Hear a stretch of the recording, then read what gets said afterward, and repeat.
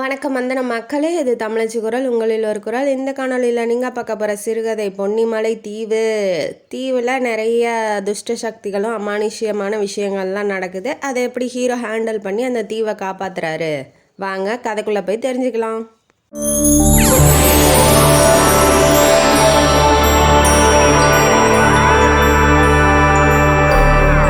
இந்த கதையோட ஆரம்பத்தில் ஜி பூம்பா அப்படிங்கிற ஒரு சத்தம் கேட்குது. அந்த சத்தம் கேட்ட உடனே ஆடு மாடு எல்லாம் செத்து போயிடுது, குளம் மத்திடுது, நெல்லெல்லாம் அறுக்கிற மாதிரி இருக்குது, அறுவடைக்கு தயாராக இருக்குது, அதெல்லாம் எரிஞ்சு நாசமாயிருது. விவசாயிங்கள்லாம் அழுகுறாங்க. பொம்பளைங்க பிள்ளை குட்டியெல்லாம் இப்போ ஆடு மாடு இல்லை, பாலும் இல்லை இல்லையா, அதனால் அவங்களாம் வேதனையில் இருக்கிறாங்க. இந்த மாதிரி அந்த தீவே நாசமாகிக்கிட்டு இருக்கு. அதை பற்றி கம்ப்ளைண்ட் பண்ணுறதுக்காக அரசர்கிட்ட வராங்க. அரசர் பேர் பொன்னரசன், அவரோட மந்திரி பேர் காத்தமுத்தோ. இப்படி சொல்லும் போது இதெல்லாம் எதனால் நடக்குது, எனக்கு ஒன்றுமே புரியலையே, ஏதாவது தீய சக்தியாக இருக்குமோ அப்படின்னு சொல்லி ரொம்ப கவலைப்படுறாப்புல.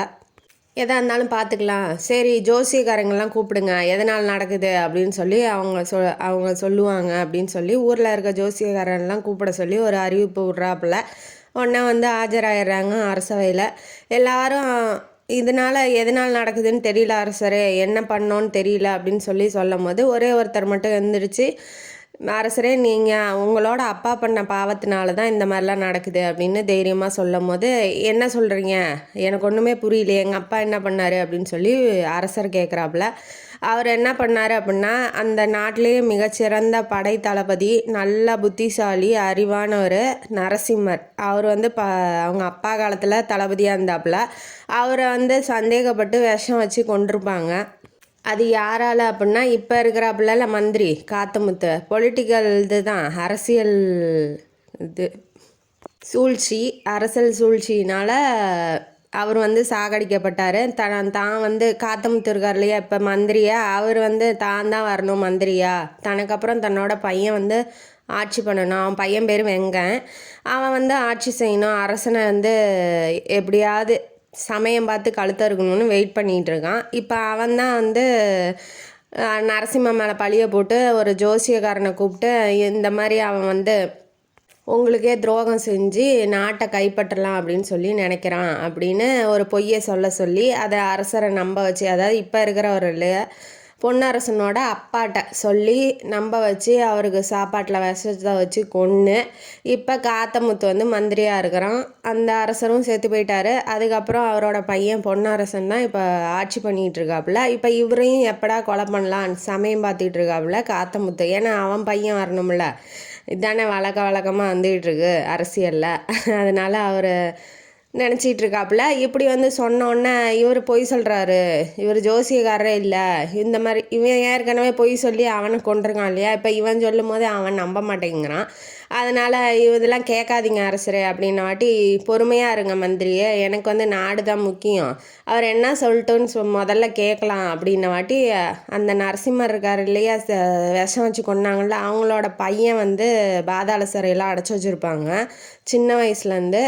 ஒரு 10-15 வருஷமாக அங்கே சிறையிலேயே இருக்கான். இப்போ ஒரு வாலிப வயசு, நல்லா ஒரு 25-27 வயசு இருக்கும். இப்போ வரைக்கும் அவன் சிறையிலேயே இருக்கான். அவனை முதல்ல விடுதலை பண்ணுங்க, அப்போ தான் இந்த நாட்டுக்கு பிடிச்ச சாபக்கேடு நீங்கும் அப்படின்னு சொல்லி அந்த ஜோசியர் சொல்லும் போது, இவருக்கு அவங்க அப்பா சிறையில் அடிச்சிருப்பார். சின்ன பையனாக இருக்கான், கொலை பண்ண வேணாம், அவனை தான் கொண்டாச்சு, அப்பனை விஷம் வச்சு இவனையும் கொல்ல வேணான்னு சொல்லி சிறையில் அடைச்சிருப்பாங்க. இப்போ ரிலீஸ் பண்ண சொல்லி அந்த ஜோசியர் சொல்லும் போது இவன் ஒத்துக்க மாட்டேங்கிறான். ஏன்னா இவன் பையனுக்கு அவன் போட்டியாக வந்துடுவான் இல்லையா, அதனால் காத்தமுத்து ஒத்துக்க மாட்டேங்கிறான். எப்படியும் அரசர் நம்மள்ட்ட ஒப்பீனியன் கேட்பாரு, அப்போ சொல்லிக்கலாம் அப்படின்னு வெயிட் பண்ணிகிட்டு இருக்கான். அவர் எதுவுமே கேட்கல. சரி உடனே, ஏன்னா அவருக்கு என்னென்னா நாடு முக்கியம், நாட்டு மக்கள்லாம் இப்படி கஷ்டப்படுறாங்க, அதனால் அவனை ரிலீஸ் பண்ணிடுங்க அப்படின்னு சொல்கிறாப்புல. அவரோட பேர் வேந்தன், அவர் தான் ஹீரோ ஆஃப் த ஸ்டோரி. இந்த முடிவில் நம்ம காத்தமுத்து மந்திரிக்கு உடன்பாடே இல்லை. அவனுக்கு அவனை ரிலீஸ் பண்ணுறதோ இல்லை அவனை வெளியில் விடுறதோ, அவனுக்கு சுதந்திரமாக இருக்க விடுறதோ பிடிக்கல. அவனை அப்படியே சிறையிலே வச்சு கொன்னரலாம் அப்படின்னு ஒரு பிளானோடு இருந்திருப்பான். இப்போ அரசர் தன்னோட ஒப்பீனியனை கேட்காமலே இந்த மாதிரி முடிவு எடுத்ததுனால அவன் எதுவுமே பண்ண முடியாமல் இருக்கான். நேராக ரிலீஸ் ஆகி வந்துடுறான். வந்த உடனே அந்த ஜி பூம்பா அப்படிங்கிற ஒரு சத்தம் கேட்குது. கேட்ட உடனே என்ன திரும்ப கேட்குது, ரிலீஸ் பண்ணிட்டோமே இருந்தாலும் கேட்குதே அப்படின்னு சொல்லி பயப்படுறாரு அரசர். இருந்தாலும் சரி ரிலீஸ் பண்ணிட்டோம் என்ன பண்ணுறது அப்படின்னு சொல்லிட்டு வேந்தன்ட்ட இப்போ இன்ட்ராக்ட் பேசுகிறாப்புல. என்னன்னா என்ன இந்த தீய சக்தியெல்லாம் நீ தான் வந்து போக்கணும், எப்படியாவது நாட்டை வந்து எப்படியாவது காப்பாற்றணும். ஒன்னால் இப்போ எங்கள் அப்பா செஞ்ச தவறால் நான் வந்து என் நாட்டு மக்களை பலி கொடுக்க விரும்பலை, அதனால் நான் உன்னை வந்து விடுதலை செய்கிறேன் அப்படின்னு சொல்லிட்டாப்புல. சரி ஓகே, இதுக்கு மேலே என்ன இருக்குது. அந்த ஜோசியர் எந்திரிச்சு பேசினார் இல்லையா, அது அவர் வந்து அந்த படைத்தளபதிக்கு ரொம்ப ஃப்ரெண்டு, அதனால் வந்து சொல்லி இப்படி ரிலீஸ் பண்ண வச்சுருப்பாரு. இவங்க 2 பேரும் இப்போ ஜோசியரோட வீட்டுக்கு போகிறாங்க. யார், வேந்தன் ஹீரோவும் அவரும் ஜோசியக்காரரும் அவங்க வீட்டுக்கு போகிறாங்க. இப்போ காத்தமுத்து தன்னோட வேலையை காட்ட ஆரம்பிக்கிறான்.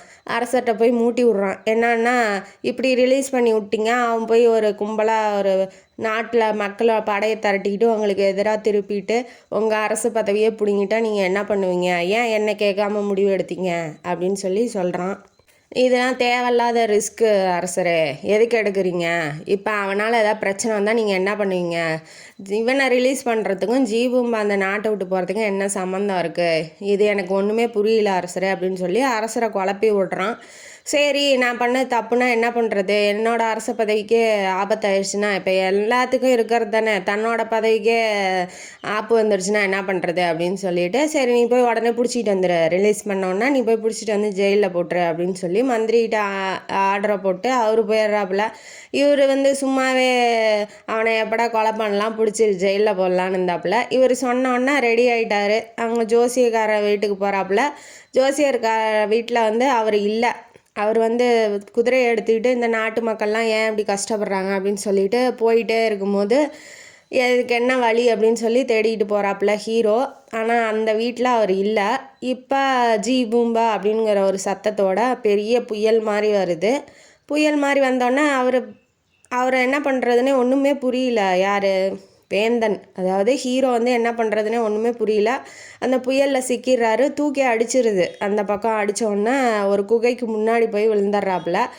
குகையில் உள்ளே இருக்கிறது காளியம்மன், சாட்சாத் அந்த பராசக்தியே இருக்கிறாங்க. அவர் வந்து உள்ளே போகிறாரு. வேந்தா வேந்தா அப்படின்னு சொல்லி ஒரு அசரீரி கேட்கும்போது எந்திரிச்சு உள்ளே போகிறாப்புல. சிலை வடிவமாக உயிரோடு நிற்கிறாங்க நம்ம காளியம்மன். உடனே பார்த்தோன்னே அவர் பரவசம் அடைஞ்சு அப்படியே காலில் சரணாகதி ஆகிறாப்புல. வேந்தா வேண்டியதை கேள் அப்படின்னு சொல்லி காளியம்மன் சொல்லும் போது அவன் வந்து என்ன சொல்கிறான், நான் நினச்சது நடக்கணும், அந்த வரத்தை எனக்கு கொடு அப்படின்னு சொல்லி சொல்கிறாப்புல. தந்தோம்னு சொல்லிட்டு காளியம்மனும் வரத்தை கொடுக்குறாங்க. உடனே மறைஞ்சிடுறாங்க. சிலையாக அப்படியே காளியம்மன் சிலை மட்டும் இருக்குது. உடனே தனக்கு பரவச நிலை அடைஞ்ச மாதிரி உடம்பெல்லாம் ஷாக்கு, மின்சாரம் அதாவது கரண்ட் அடித்த மாதிரி நல்லா ஜிவ்வுன்னு அவனுக்கு உடம்பு ஃபுல்லாக ஆகுது. அப்புறம் காளியம்மன் சிலையை சுற்றி வரான். சுற்றி வரும்போது காலில் வந்து ஒரு வால் தட்டுப்படுது. அந்த வால் வந்து தானாக கீழே குமிஞ்சு எடுக்கும்போது தானாகவே அவன் உரை இருக்கும் இல்லையா, இடுப்பில் வால் வச்சுருப்பாங்க இல்லையா, அந்த வால் வைக்கிற உரையில் தானாகவே போய் அந்த வால் போய் செட்டில் ஆயிடுது. உடனே சாமியை கும்பிட்டுட்டு வெளியில் வரான். அது அவனுக்கு புது சக்தி கிடச்ச மாதிரி ஆயிடுது. அந்த எதிர்ப்பு, அந்த தீய சக்தியை வந்து எதிர்த்து போராடுற அளவுக்கு அவனுக்கு ஒரு பலம் கிடைக்கிது. சரின்ட்டு இப்போ கிளம்பி வெளியில் வந்தோடனே நேராக போய் ஜோசியக்காரரை பார்க்கலாம் அப்படின்னு சொல்லிட்டு நடந்ததை சொல்லலாம் அப்படின்னு ஜோசியரோட வீட்டுக்கு தேடிட்டு வரான். வந்தோடனே அவன் தான் அங்கே படையை திரட்டி வச்சுக்கிட்டு இருக்கானா இல்லையா, மந்திரி காத்தமுத்து. அதனால இவன் போய் அங்கே நிற்கும் போது, நீ வா, உன்னை வந்து அரெஸ்ட் பண்ணி கூட்டிகிட்டு போகணும், ஜெயிலில் போடுறதுக்கு அரசர் உத்தரவு போட்டிருக்காரு. இன்ன வாட்டி நான் என்ன தப்பு பண்ணேன், எதுக்கு தேவையில்லாமல் நான் ஜெயிலுக்கு வரணும் அப்படின்ன வாட்டி நீ வரியா இல்லை நான் உன்னை நாய் மாதிரி அடித்து இழுத்துட்டு போட்டா அப்படின்னு சொல்லி கேட்குறாப்புல. உன்னால் முடிஞ்சால் செஞ்சுக்கோ. இப்போ தான் அவன் கையில் வாள் இருக்குது இல்லையா, அது இல்லாமல் காளியம்மன் அதாவது அம்மன் அருள் புரிஞ்சிட்டாங்க. அதனால் ஒரு புது சக்தி இருக்கிற மாதிரி அவன்கிட்ட தோணுது. அந்த வாள் எப்படி அப்படின்னா சொலண்டு யாராக இருந்தாலுமே அடித்து திரும்பியுமே அவன் கைக்கே வந்துடும். அந்த மாதிரி ஒரு சக்தி வாய்ந்த வாள். எத்தனை பேர் வந்து சண்டை போட்டாலும் அது வந்து தோக்கவே தோக்காது. இப்போ அந்த வாள் இருக்க தைரியத்தில் சொலண்டு அடிக்கிறான். எத்தனை பேர் வந்தாலும் அவனால் சமாளிக்க முடியுது. அப்படியே தப்பிச்சும் போயிடுறான். நிறைய பேர் இப்போ படம் வந்து நிறையா பேரை கூப்பிட்டு விட்றான். அதனால் தேவையில்லாத சண்டை அங்கே பெரிய பிரச்சனையாயிரும் அப்படின்னு சொல்லிட்டு இவன் கிளம்பி தப்பிச்சு வந்துடுறான். வந்துகிட்டு இருக்கும்போது அந்த வயலை பார்க்குறான். எல்லாம் நெல் வயல்லாம் காஞ்சி எரிஞ்சு போய் கிடக்குது. இப்போ காளியம்மன் தானே அருள் கொடுத்துருக்காங்க. சரின்ட்டு அம்மா நீ தான் வந்து இந்த வயலை புதுப்பிக்கணும் அப்படின்னு சொல்லி வாழை அந்த வயலில் வைக்கும் போது உடனே நெற்பயிரெல்லாம் புதுசாக வந்துடுது. விவசாயிங்கள்லாம் சந்தோஷப்படுறாங்க. அதே மாதிரி குளத்துல போய் வைக்கிறான். குளத்துல தண்ணியால் நிரம்பிடுது. அவனுக்கு ரொம்ப சந்தோஷமாயிடுறான். சரி எப்படியோ நம்மளால் முடிஞ்சது அந்த ஜீபூம்பாவை எதிர்த்து நம்மளால் செய்ய முடிஞ்சதை நம்ம செய்கிறோம் அப்படின்னு சொல்லிட்டு இவன் கிளம்பி போகிறான். அந்த குகை இருக்கு இல்லையா, அது அம்மனை பார்த்தான் இல்லையா, அதுக்கு பக்கத்துலேயே ஒரு குகை இருக்கும். அங்கேயே போய் தங்கிட்டு இருக்கான். அரசரை பார்த்துட்டு வந்துடலாம், அரசருக்கு நடந்ததை சொல்லிடலாம் அப்படின்னு சொல்லிட்டு இப்போ அரண்மனைக்கு போகலான்னு போகிறான். அங்கே இளவரசி மூட்டி விட்டுக்கிட்டு இருக்கிறான். அந்த காத்தமுத்து மந்திரி போய் மூட்டி விட்டுக்கிட்டுருக்கான் அரசன்ட்ட. இந்த மாதிரி எல்லாத்தையும் அடித்து தூக்கி போட்டான். இந்த மாதிரி வந்து அவன்கிட்ட சக்தி இருக்குது, அவன்கிட்ட வாள் இருக்குது, அவன் தான் எல்லா வேலையும் செய்கிறான், அவன் தான் ஜீபூம்பா வேலையெல்லாம் செஞ்சிகிட்ருக்கான் அப்படின்னு சொல்லி 1க்கு 2 மூட்டி விட்டுட்டு இருக்கும்போது இளவரசி வந்து அதை கேட்டுட்டு கீழே இறங்கி வராங்க. வந்தோடனே கோபமாயிடுறாங்க. நீங்கள் ஏன் தேவையில்லாதெல்லாம் சொல்லி கொடுத்துட்ருக்கீங்க, வேந்தன்லாம் அப்படி கிடையாது. ஏன்னா இவங்களுக்கு சின்ன வயசுலேருந்தே லவ் வேந்தன் மேலே. அவர் அப்பா இப்போ தளபதியாக இருக்கும்போதே அரண்மனை கூட்டிகிட்டு வந்திருப்பாப்புல. 2 பேரும் சின்ன வயசுலேயே விளையாடிட்டு இருந்திருப்பாங்க. அப்போலேருந்தே அவங்களுக்கு வந்து பூங்கொடிக்கு நம்ம வேந்தன் மேலே பிரியம் அதிகம். அதனால் இப்போ அவனுக்கு எதிராக பேசும்போது இவங்க பொங்கி எழறாங்க.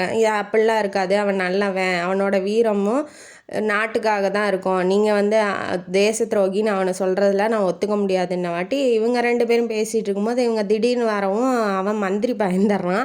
உடனே அரசர் என்ன பண்ணுறாரு, நாங்கள் பேசிக்கிறோம் நீ உள்ளே போ அப்படின்னு சொல்லி அமுச்சு விட்டுறாங்க.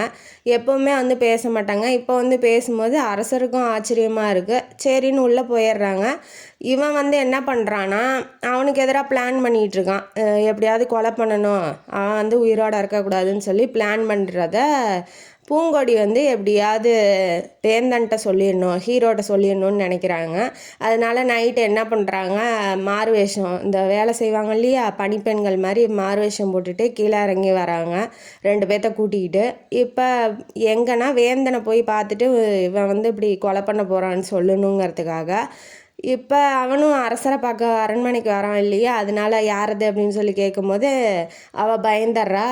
அப்புறம் அவன் வந்து முன்னாடி நிற்கவும் ஓ வேந்தனா அப்படின்னு சொல்லி அவளே ஸ்டன் ஆயிடுறா. அப்புறம் ஒருத்தருக்கு ஒருத்தர் பார்த்துக்கிறாங்க. ரொம்ப நாள் கழித்து பார்க்குறாங்க இல்லையா, அதனால் ஒருத்தருக்கு ஒருத்தர் பார்த்துக்கிட்டு அப்படியே நிற்கிறாங்க. கண்கள் மட்டும் பேசுது. நீங்கள் எப்படி இங்கே வந்தீங்க அப்படின்னு சொல்லி பணிப்பெண்கள்லாம் கேட்கும்போது ஏன் இளவரசி வாய் திறக்க மாட்டாங்களா அப்படின்னு சொல்லி அவர் கிண்டல் பண்ணுறாப்புல. அப்பயும் அவங்க ஷையில் இருக்காங்கல்ல, வெக்கமாக இருக்கிறாங்க. அதனால் அவங்க எதுவுமே பேசலை. சரி வாங்க நானே வந்து பத்திரமா அவங்க ரூமுக்குள்ளே விட்டுறேன் அப்படின்னு சொல்லி சொல்கிறாப்புல. வேண்டாங்கும் போது அவர் கேட்க மாட்டேங்கிறாரு. எனக்கு நிம்மதியாக இருக்காது, நீங்கள் ஏன் இப்போ வெளியில் கிளம்பணும், வாங்க அவங்க ரூமில் விட்டுறேன் அப்படின்னு சொல்லிட்டு இவர் போகும்போது அவள் சொல்லிடுறா, இந்த மாதிரி வந்து உங்களை கொலை பண்ணுறதுக்காக ஆள் செட் பண்ணி வச்சுட்டு கொலை பண்ணிடுவேன்னு இருக்கிறான், நீங்கள் கொஞ்சம் பார்த்து ஜாக்கிரதையாக இருந்துக்கோங்க அப்படின்னு சொல்லி அவள் சொல்லும்போது நீங்கள் கவலைப்படாதீங்க எனக்கு ஒன்றும் ஆகாது அப்படின்னு சொல்கிறான். அப்போ வந்து அந்த மந்திரியோட பையன் வெங்கன் அவன் வந்துடுறான். அவனுக்கு என்ன பிளான்னா அந்த இளவரசியை கல்யாணம் பண்ணிக்கிட்டு நாட்டுக்கு ராஜா ஆயிடணும் அப்படிங்கிற பிளானில் இருக்கான். அவன் வந்து அங்கே யார் அப்படின்ன வாட்டி இவங்கெல்லாம் பயந்துக்கிறாங்க. உடனே அம்மனை நினச்ச உடனே அவங்க மறைஞ்ச மாதிரி அவங்க கண்ணுக்கு எதுவுமே தெரியாத மாதிரி ஆயிடுது. சத்தம் மட்டும் இப்போ சண்டை போட்டால் சத்தம் மட்டும் கேட்கும். அவங்க இருக்கிறதோ இல்லை இவங்க 2 பேரும் சண்டை போடுறதோ அவங்களுக்கு தெரியாது. யார் அந்த பணிப்பெண்களுக்கோ இளவரசிக்கோ தெரியாது. அந்த மாதிரி ஒரு சக்தி வந்து அவங்கள மறைச்சிருது. இந்த பக்கம் வெங்கனுக்கும் தெரியாது இளவரசி இருக்கிறதோ அந்த பெண்கள் இருக்கிறதோ தெரியாது. வந்தோன்னா வேந்தன் நீ எப்படி அரண்மனைக்கு வந்த, உனக்கு எவ்வளோ தைரியம் இருந்தால் நீ அரண்மனைக்குள்ளே வந்திருப்ப, உன்னை சும்மா விட மாட்டேன், இன்றைக்கே உன்னை கொலை பண்ணுறேன் அப்படின்னு சொல்லிட்டு வாளை எடுத்துக்கிட்டு வரான். வாளை எடுத்துகிட்டு வந்தோடனே பயங்கர சண்டை அங்கே நடக்குது. ஹீரோவுக்கும் வில்லனுக்கும் நடந்தோடனே வாள் சத்தம் மட்டும்தான் இளவரசி கேட்குது. யார் சண்டை போடுறா என்னன்னு அவங்களுக்கு தெரியல. இப்போ சண்டை நடந்துகிட்டே இருக்கும்போது தோக்கடிச்சிட்றான் வேந்தன், அதாவது ஹீரோ வந்து தோக்கடிச்சிட்றாப்புல. அது வாளும் அந்தாண்ட போய் விழுந்துருது. உடனே ஜீபும்பா என்னை காப்பாற்றின வாட்டி ஒரு சுற்றி ஹீரோவை சுற்றி வளையம், நெருப்பு வளையம் மாதிரி வந்துடுது. அதில் நின்றுட்டு அனல் தகிக்குது, அவருக்கு ஒன்றும் பண்ண முடியல. உடனே அவர் அம்மனை நினைக்கிறாப்புல. நினச்ச உடனே அனல் அடித்தாலும் அவருக்கு பூ போடுற மாதிரி இருக்குது. அந்த பூ வந்து மேலே போட்டால் எப்படி இருக்கும் அப்படி அந்த மாதிரி இருக்குது. அவனுக்கு ஒரே ஆச்சரியம், எப்பட்றா இவனால் முடியுது அப்படின்னு சொல்லிட்டு வாளை வந்து எடுத்துக்கிட்டு வெட்ட வரும்போது அவர் வச்சுருந்தார் இல்லையா வாள், அதை எடுத்து வீசுகிறாரு. வீசினோடனே சாமி அருள் கொடுத்த வாளை வீசினோடனே அவன் வந்து தோற்று போய் கீழே விழுந்துடுறான். அவன் ஓடியே போயிடுறான், விழுந்தடிச்சு இனிமேட்டு இருந்தால் நம்மளை கொன்றுவான் அப்படின்னு சொல்லிட்டு. இவர் போய் இளவரசியை ரூமில் விட்டுட்டு இப்போ இவர் வெளியில் வராரு, யார் இதுக்கெலாம் காரணம் அப்படின்னு சொல்லிட்டு. இப்போ நாட்டு மக்களை வந்து குறியாக இருந்தால், அந்த ஜீபும்பாக்கு வந்து குறியாக இருந்தால், அவங்கள கஷ்டப்படுத்தணுன்னு இருந்தால் நம்மளையே துரத்தணும், நமக்கு பின்னாடி ஏன் வந்து ஏவி விடணும் அப்படிங்கிற ஒரு டவுட்டு அவருக்கு வருது.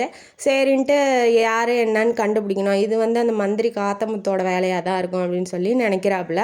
அவர் எதுவுமே அப்புறம் பேசலை. இவன் வந்து குகையில் போய் ரெஸ்ட் எடுக்க போயிடுறான். இந்த பக்கம் அந்த வெங்கை என்ன பண்ணுறான், ஒரு மலை மேலே இருக்க குகைக்கு போகிறான். அங்கே ஒரு மந்திரவாதி வந்து மந்திரம் ஓம் க்ரீம் கம்னு மந்திரம் சொல்லிகிட்டு இருக்கான். அவன் வந்து ஆல்ரெடி தோற்று போயிட்டான்னு டென்ஷனில் வந்துருக்கான். பத்தாவதுக்கு இவன் வேறு 1 மணி நேரம் மந்திரம் சொல்கிறான்னா டென்ஷன் ஆகிறான் அவன் வெங்கன்.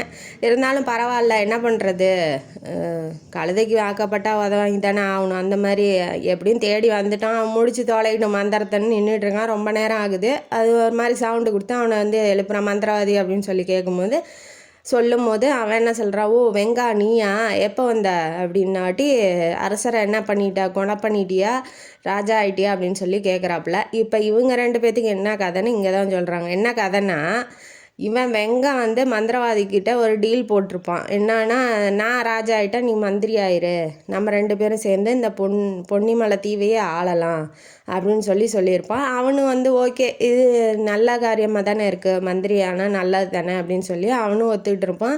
எத்தனை பேர்த்த வேணாலும் கொலை பண்ணி நான் உன்னை ராஜா ஆக்குறேன், என்ன வேணாலும் பண்ணுறேன் உனக்காக அப்படின்னு சொல்லி மந்திரவாதியும் சொல்லியிருப்பான்.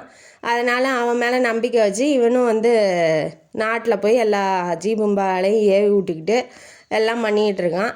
இப்போ என்ன, இது வந்து காத்தமுத்துக்கு தெரியாது. ஏன்னா அவனுக்கு தெரிஞ்சால் சத்தம் போடுவான். இப்போ மந்திரவாதிகிட்டலாம் போக வேண்டிய அவசியம் என்ன அப்படின்னு சொல்லி நினைப்பான். அவங்க அப்பனுக்கு தெரியாது. இருந்தாலும் பரவாயில்ல, நம்ம இந்த மாதிரி யூஸ் பண்ணி ராஜா எல்லாம் அப்படின்னு சொல்லி இவன் நினைக்கிறான். உன்னை நம்பி தான் அந்த வேந்தங்கிட்ட போனேன். அவன் ஒரு வாள் வச்சுருக்கான். அந்த வாளில் யாராலுமே அவனை தோக்கடிக்கவே முடியல. நீ என்ன மந்திரம் போட்டான், அந்த மந்திரத்தையும் அவன் உடச்சிட்டான். நீ என்ன, உன்னை நம்பி தான் இப்படி பண்ண. இந்த மாதிரி அவன் அதீத சக்தி வச்சுருக்கான். அவனை தோக்கடிக்க என்னால் முடியல. நீ ஏதாவது மந்திரம் சொல்லி என்னை காப்பாற்று அப்படின்னு சொல்லி மந்திரவாதிகிட்ட சொல்லும்போது அவன் ஒரு பொடியன், அவன் என்னோட மந்திரத்தை தோக்கடிக்கிறானா, நடக்காது அப்படின்ன வாட்டி உண்மையிலே நடந்தது தான் நான் வந்து சொல்கிறேன், நீ எதாவது பண்ணு, எனக்கு பயமாக இருக்குது அப்படின்ன வாட்டி இவர் ஒரு மந்திரத்தை போட்டு ஒரு வாளை எடுத்து தராரு. இந்த வாள், நீ வந்து இதை வச்சு எத்தனை பேர்த்த வேணாலும் கொலை பண்ணலாம், உன்கிட்டயே திரும்ப வரும், நீ சொல்கிறான்னா கொலை பண்ணிட்டு தான் வரும் அப்படின்னு சொல்லி வாளை எடுத்து கொடுக்குறாப்புல. கையில் அப்படி கிழிச்சு ரத்த போட்டு திலகம் ஏறாப்புல, இருந்தா வெற்றி உனக்கு தான் அப்படின்னு சொல்லிட்டு இவன் வந்து கிளம்பி, இவனுக்கு சும்மாவே ஆடுவான், சலங்கை வேற கட்டி விட்டானா இவன் வந்து கொலை பண்ணணும்னு நினைக்கிறான்.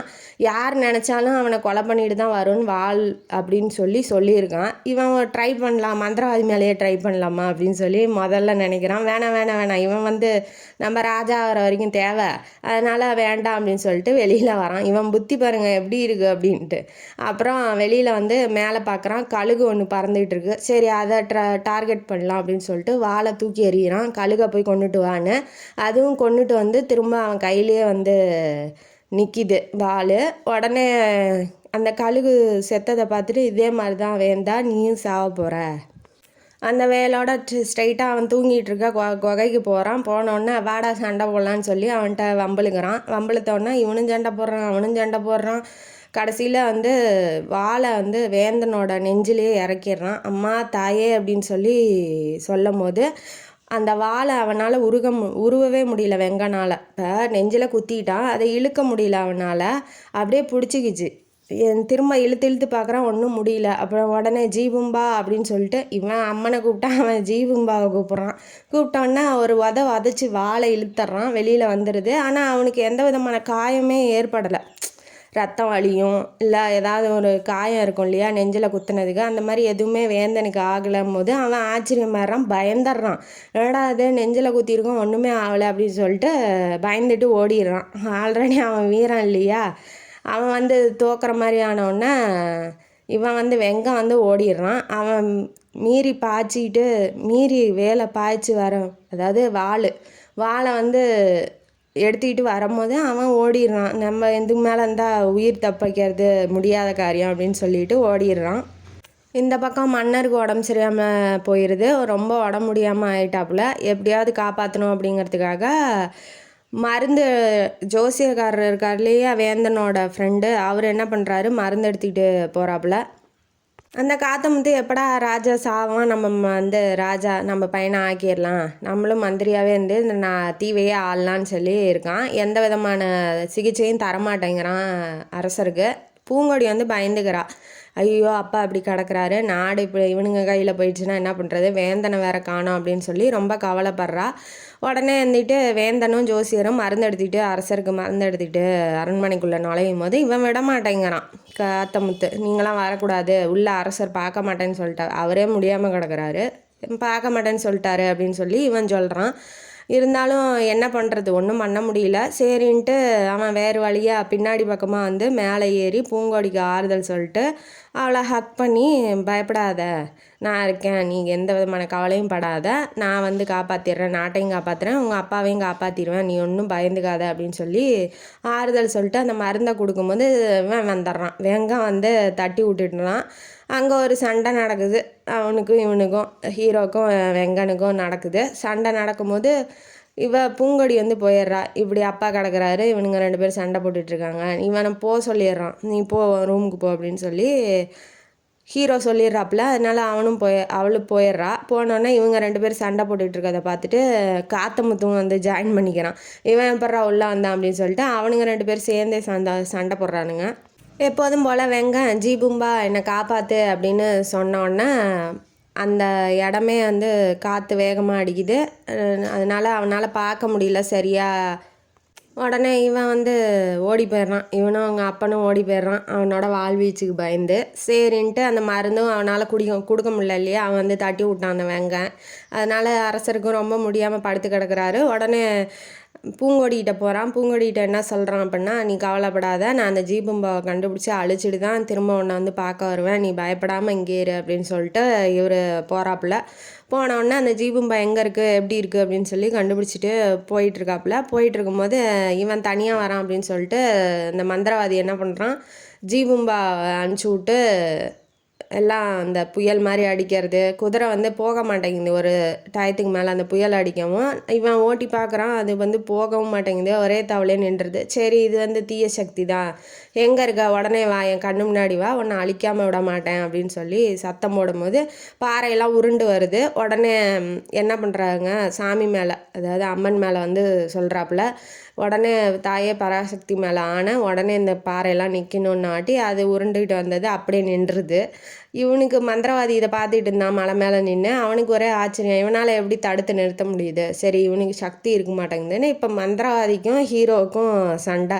அவன் வந்து வேலை எடுத்து விடுறான், இவன் அந்த வாழை எடுத்து விடுறான், அது 2 பக்கமாக பொழந்துட்டு போய் விழுந்துருது. உடனே தலைமுடியிலேருந்து பிச்சு பாம்பை விடுறான். அவன் வந்து சாமி மேலே பாரத்தை போட்டு இந்த பாம்பு உடனே போயிடுது. உடனே இந்த மாதிரி இந்த பழங்கால படத்தில் நடக்கிற மாதிரி ஃபைட் சீன் ஓடிட்டுருக்கு. மந்திரவாதி இவன் ஒரு வாளை உருவாக்கி சண்டை போட போகிறான். அவன் ஆல்ரெடி சாமியோட வாள் வச்சுருக்கான் இல்லையா, அதை வச்சு சண்டை போட்டு 2 பேத்துக்கும் சண்டை பயங்கரமாக நடக்குது. மந்திரவாதியை கீழே தள்ளி விட்டுறான் வேந்தன். அந்த வாளும் போய் அந்தாண்ட விழுந்துருது. கொலை பண்ண வரும்போது இவன் ஏதோ மந்திரத்தை போட்டு மறைஞ்சிட்றான். என்னடா அது கைக்கு வந்தது போயிடுச்சே அப்படின்னு சொல்லி வேந்தன் கஷ்டப்படுறாப்புல. உடனே திரும்ப மறைஞ்சவன் திரும்ப வந்து வேலை எடுத்துகிட்டு வந்து குத்துறதுக்கு வரும்போது இவன் ஒரு ஃப்ராக்ஷன் ஆஃப் செகண்டு பார்க்காம விட்டுருந்தானா அவ்வளோதான், நெஞ்சிலே இறக்கியிருப்பான். இவன் கொஞ்சம் நவுந்து உடனே அந்த வாளை தட்டி விட்டு அவன் கையை கிழிச்சிட்றான். அந்த வேல் இருக்கு இல்லையா, அதை தட்டி விட்டு கையிலே வாளை வச்சு வெட்டிடுறான். ரத்தம் பொல பொலன்னு மந்திரவாதிக்கு ஊற்றிக்கிட்டு இருக்கு. உடனே தூரத்துலேருந்து அந்த வெங்காயம் என்ன பண்ணுறான், துப்பாக்கி எடுத்து சுட்டுறான். இப்போ அந்த காலத்தில் துப்பாக்கிங்கிறது ரொம்ப பெரிய விஷயம் இல்லையா. துப்பாக்கி எடுத்து ஷூட் பண்ணோன்னே 4-5 புல்லட் வந்து அவன் இறங்கிடுது. யார் வேந்தன் மேலே இறங்கிடுது. அவன் உடனே மயக்கம் போட்டு அங்கேயே விழுந்துடுறான். இவனை தூக்கி அந்தானே போடுங்கடா அப்படின்னு சொல்லிட்டு தூக்கி போட்டுறான். உடனே மந்திரவாதி இருந்துட்டு, இனிமேட்டு நீ தான் ராஜா, அவன் செத்து போயிட்டான், நீ தான் ராஜா, நான் தான் மந்திரினாட்டி, நீ மந்திரியா, உன்னாலையா செத்தான், அவன் மந்திரத்தால் செய்யலை, நான் தான் அவனை கொன்னேன், என் துப்பாக்கி தான் அவனை கொண்டுச்சு, அதனால் நீ வந்து மந்திரவாதி ஆக முடியாது, நான் தான் வந்து ராஜா ஆகிட்டேன், இனிமேட்டு என் கண்ணிலே படாத அப்படின்னு சொல்லி அவனுக்கும் ரிவீட் அடித்து விட்டுறான். யார் மந்திரவாதிக்கும். இவன் டென்ஷன் ஆயிடுறான். நீ என்னை மீறி எதுவுமே பண்ண முடியாது, என்னோடய சக்தியை பற்றி உனக்கு தெரியுமில்ல அப்படின்னு வாட்டி தான் பார்த்துட்டு தானே இருக்கேன், ஒன்றும் வேலைக்கு ஆகலை அப்படின்னு சொல்லி அவன் சொன்னோடனே, உன்னையும் கொண்டுட்டா எனக்கு ஒரு பிரச்சனை முடிஞ்சுன்னு துப்பாக்கியை நீட்டும் போது அவன் எகிரிட்டு வந்து அவனை அடிச்சுட்டு துப்பாக்கியை பிடிங்கிட்டு அந்த மந்திரவாதி ஓடியே போயிடுறான். துப்பாக்கி இப்போ அவன்கிட்ட இல்லை, வெங்கான்ட்ட. எப்படியோ அவன் செத்துட்டான், வேந்தன் செத்துட்டான், இனிமேட்டு நமக்கு பிரச்சனை இல்லை அப்படின்னு சொல்லிட்டு இவன் தைரியமாக பூங்கொடியும் கல்யாணம் பண்ணிக்கலாம் அப்படின்னு சொல்லிட்டு அரண்மனைக்கு திரும்புகிறான். அடிபட்டு மயக்கத்தில் இருக்க வேந்தனுக்கு முழிப்பே வரல. இப்போ கடவுள், அதாவது சாமி என்ன பண்ணுது, அங்கே ஜோசியர் இருக்கார் இல்லையா, அவர்கிட்ட கால்லாம் பரபரன்னு இருக்குது, அவருக்கு எங்கேயோ போகணும் போலையே இருக்குது, ஒரு அபரிவிதமான ஒரு ஏதோ நடக்குது. இப்போ கெட்டது வருதுன்னு நமக்கு முன்னாடியே தெரியும் இல்லையா ஒரு சில பேர்த்துக்கு, அந்த மாதிரி அவருக்கும் தோணுது. எங்கேயோ கூப்பிடுது, எங்கே அசரீரி வந்து ஒரு சத்தம் மாதிரி கேட்குது. உடனே அது பின்னாடியே போகிறாப்புல. போயிட்டே இருக்கும்போது புல்லட்டு பட்டு அவன் படுத்துக்கிட்டு இருக்கான். அதை பார்த்தோன்னே அந்த புல்லட்லாம் உடம்புலேருந்து எடுத்துகிட்டு இந்த மூலிகையெல்லாம் அரைச்சி அவன் மேலே தடவுறாப்புல. உடனே எந்திரிச்சிக்கிறான். அவன் தான் ஆல்ரெடி வேலை உள்ள வாழை இறக்குனா கூட உடனே எந்திரிச்சிட்றான். அவனுக்கு எந்த காயமும் ஏற்படலை இல்லையா. அதனால் அவன் ரொம்ப பிரிஸ்காக எந்திரிச்சு அவனை கொன்னே ஆகணும், முதல்ல அந்த மந்திரவாதியை பிடிக்கிறேன் அப்படின்னு சொல்லி மந்திரவாதிக்கிட்ட போகிறான். போனோடனே அவன் வந்து துப்பாக்கி வச்சுட்டு நீட்டும் போது அவன் துப்பாக்கி எடுத்து சுடுறதுக்கு முன்னாடியே இவர் வந்து வேந்தன் வந்து வாழை எடுத்துகிட்டு போய் பாய்ச்சிட்றாப்புல. அடித்து அவனை கீழே தள்ளி விட்டுறாப்புல. தள்ளி விட்டோன்னே உன்னை கொல்லாமல் விட மாட்டேன், நீ என் நாட்டுக்கு துரோகம் பண்ணிட்ட அப்படின்னு வாட்டி வாழை எடுத்து வெட்ட வரும்போது, இல்லை வெட்டிடாத, நான் தான் உன் சித்தப்பா புளியன் அப்படின்னு வாட்டி, சித்தப்பாவா, இது என்னடா புது கதையாக இருக்குது அப்படின்னு கேட்கும்போது, ஆமாம் அண்ணன் வந்து இவன் என்ன பண்ணியிருக்கான்னா, அவங்க படைத்தளபதி, அதாவது இவங்க அப்பாவோட அப்பா காலத்துலேயே என்ன பண்ணியிருக்கான், படைத்தளபதி வந்தார் இல்லையா, அப்பயே இவன் வந்து பக்கத்து நாட்டு மன்னன் வேங்கையனோட கூட்டு சதி பண்ணிட்டு இவனுக்கு போர் எடுத்துகிட்டு வந்து தோக்கடிச்சிடலாம் அப்படின்னு சொல்லி நினச்சிருப்பான். ஆனால் வேந்தனோட அப்பா வந்து ரொம்ப திறமைசாலி, புத்திசாலி, ரொம்ப பலமானவருங்கிறதுனால இந்த விஷயத்த கண்டுபிடிச்சிட்டு நீ தேச துரோகி, நாடு கடத்தப்படுற அப்படின்னு சொல்லிட்டு நாட்டை விட்டு வெளியில் அடித்து துரத்திட்டாங்க. இவன் ஒரு காட்டுக்கு போயிருக்கான். அங்கே ஜீபும்பா அப்படிங்கிற ஒருத்தன் வந்து என்ன பண்ணியிருக்கான், மந்திர சக்தியெலாம் அதான் இது வந்து என்னன்னா, அந்த அருந்ததி படத்தில் அவனை நாட்டை விட்டு அடித்து துரத்துவாங்கல்ல, அவன் போய் அந்த அகோரியா மாதிரி எல்லாத்துக்கும் சாவடிப்பானே, அந்த மாதிரி இவங்க என்ன பண்ணி இப்போ இந்த கதையிலேருந்து தான் அதை சுட்டிருப்பாங்களோ தெரியலையே. இப்போ என்ன பண்ணியிருக்கான், அவன்கிட்ட மந்திரத்தெல்லாம் கத்திக்கிட்டு இருந்திருக்கான். அவன் எங்கன்னு கேட்கும்போது அவன் செத்து போயிட்டான். அதனால் நான் இந்த நாட்டை வந்து மந்திரி ஆகணும், இந்த நாட்டை எப்படியாவது நாசம் ஆக்கணும்னு தான் நான் இந்த மந்திர சக்தியெல்லாம் ஏவி விட்டேன். ஆனால் இப்போ திருந்திட்டேன், என்னை மன்னிச்சிரு, நான் செஞ்சது தப்பு தான் அப்படின்னு சொல்லி சொல்கிறாப்புல. சரி வா அரசன்ட்ட போகலாம், நீ உனக்கு என்ன தண்டனையோ அவரே கொடுக்கட்டும் அப்படின்னு சொல்லிட்டு இப்போ 3 பேரும் அரசன், ஜோசியர், வேந்தன், இவர் மந்திரவாதி 3 பேரும் அரசன்ட்ட போகிறாப்புல. அவர் கொஞ்சம் நஞ்சமாக உயிரோடு இருக்கிறாரு. இப்போ ஜோசியக்காரர் மருந்தோட, இப்போ மந்திரவாதி கூட வரவும் அவனுங்க எதுவுமே பண்ண மாட்டேங்கிறான். யார், வெங்கனும் அந்த காத்தமுத்துவும் எதுவுமே பண்ண மாட்டேங்கிறாங்க. இவன் உள்ளே போனோடனே அரசர்கிட்ட சொல்கிறாங்க நடந்ததெல்லாம் சொல்லிவிட்டு, ஜோசியக்காரர் வந்து அந்த மருந்து வந்து கொடுக்குறாப்புல.